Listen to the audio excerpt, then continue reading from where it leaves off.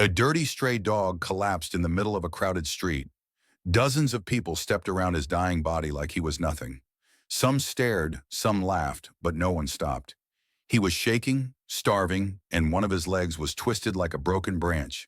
It looked like the end, until a little boy with no shoes and tear-filled eyes threw himself over the dog and screamed, "Somebody help!" The city kept walking. Cameras rolled by. But then, a black SUV slammed to a stop. And when the door opened, Clint Eastwood stepped out, not with bodyguards, not with cameras, just a stare that could cut through steel and a voice that said, "We're not letting him die here." And right then, standing there beside a child and a dying animal, I realized this wasn't just about saving a dog. This was about something deeper, a promise Clint once broke, a past he never talked about, and a decision he would make today that no one on that street would ever forget. I rushed to the boy's side just as Clint knelt beside him. "We've got to move him now," Clint said. The boy looked up, eyes wide. "Will he live?" Clint didn't answer. He just picked the dog up like it weighed nothing and walked to his SUV.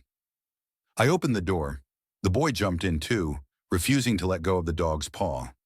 I sat beside them, heart racing, knowing this wasn't going to be just a rescue. It was going to be a storm. The drive to the animal clinic was dead silent, except for the sound of the boy whispering, "Don't die. Please, don't die." Clint drove like a man who wasn't afraid of red lights.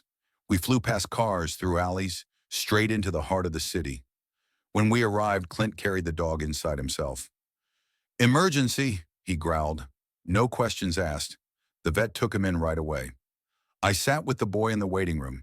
He told me his name was Eli. He lived 2 blocks away.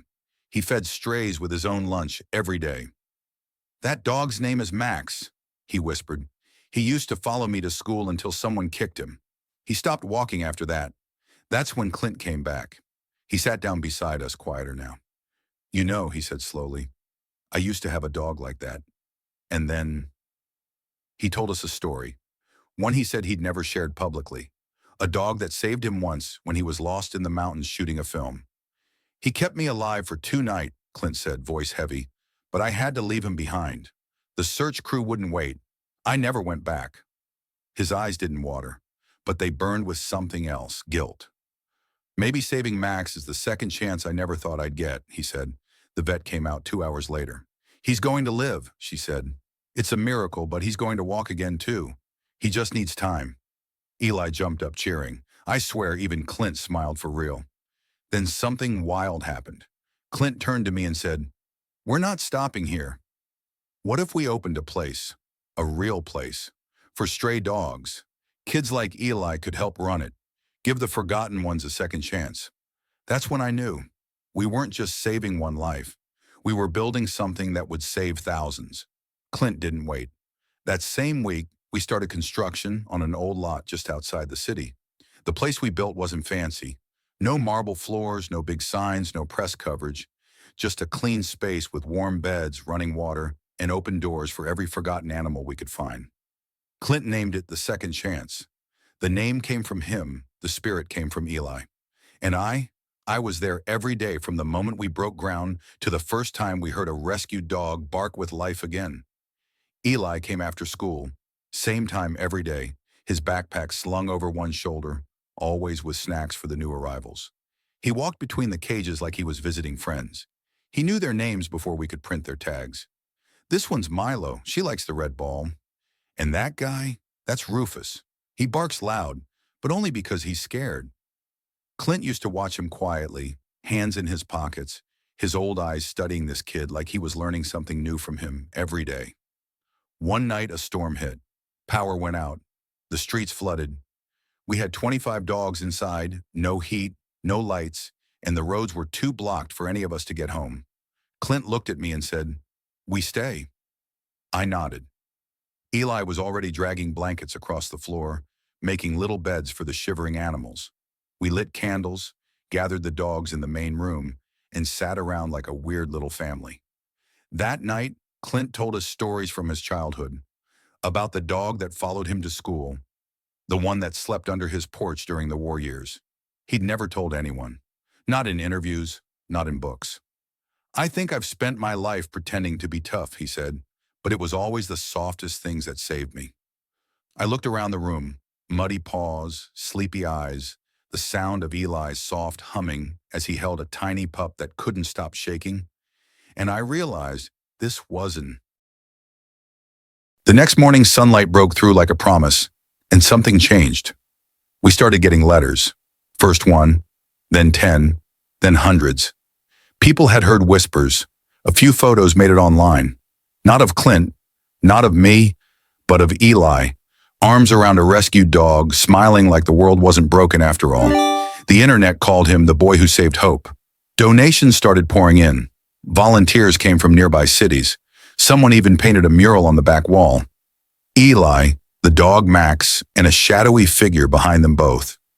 Clint, drawn like a legend walking away into light. Clint watched it happen quietly. He never asked for attention. He just kept working. But one day he sat down beside me and said, "There's still one more thing I need to do." I asked what it was. He looked out past the fence toward the mountains. "I have to go back to where I left him. That dog, the one I left in the forest. I don't care how many years it's been. I need to go." I stood with him. "Then we're going with you," I said. ChatGPT said. We packed light, just the essentials. Clint insisted we take Eli too. "He's braver than most men I've met," he said. The drive to the mountain was long and quiet. Clint didn't speak much. He just stared out the window, lost in memories. I could feel the weight in his silence. This wasn't just a trip. It was a return to the deepest regret he had ever buried. We reached the old forest trail by sunset. The place looked untouched by time. The same trees, the same narrow paths.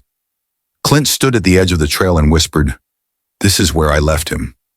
Eli held his hand, small fingers wrapping around rough knuckles. "Do you think he's still here?" he asked. Clint looked down at him and said, "I don't know, son, but I need to try." We hiked deep into the forest, past fallen logs and frozen creeks. Clint's steps grew slower with every mile. He was remembering. I could see it in his eyes.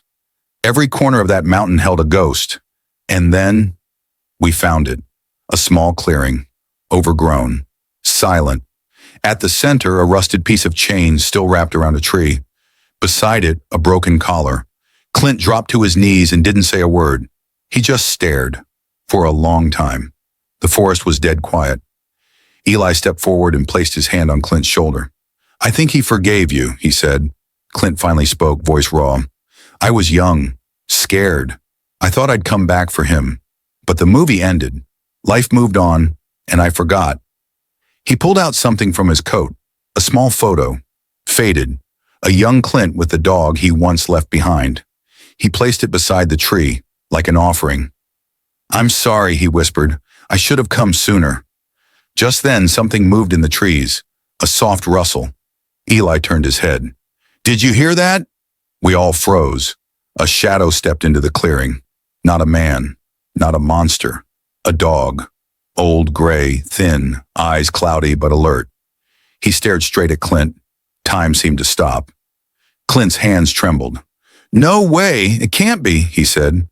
But the dog limped forward slowly, nose twitching. He sniffed Clint's hand and licked it. Clint broke. His voice cracked. "You waited?" After all these years. The dog didn't bark, didn't growl, just sat beside him, like he'd been waiting forever for this moment. Clint looked at me. "We're not leaving him again." I nodded. "No chance." We carried him down the mountain, slow, careful, like we were carrying more than a dog, like we were carrying forgiveness itself. When we got back to the second chance, the other dogs gathered around. It was like they knew. Eli placed a name tag on the old dog's kennel. Shadow, the one who waited. That night, Clint stood before the mural and stared at his own painted shadow. "Sometime," he said, "the past doesn't want revenge. It just wants to be remembered." And as the stars lit the sky, Eli curled up beside Shadow. Clint looked at me and whispered, "I think this is what peace feels like." And that's when I knew. The story didn't end with saving a dog. It ended with saving a man who had forgotten what it meant to be forgiven. If this story moved you, Don't forget to subscribe to the channel and press the bell icon so you never miss another powerful story like this one.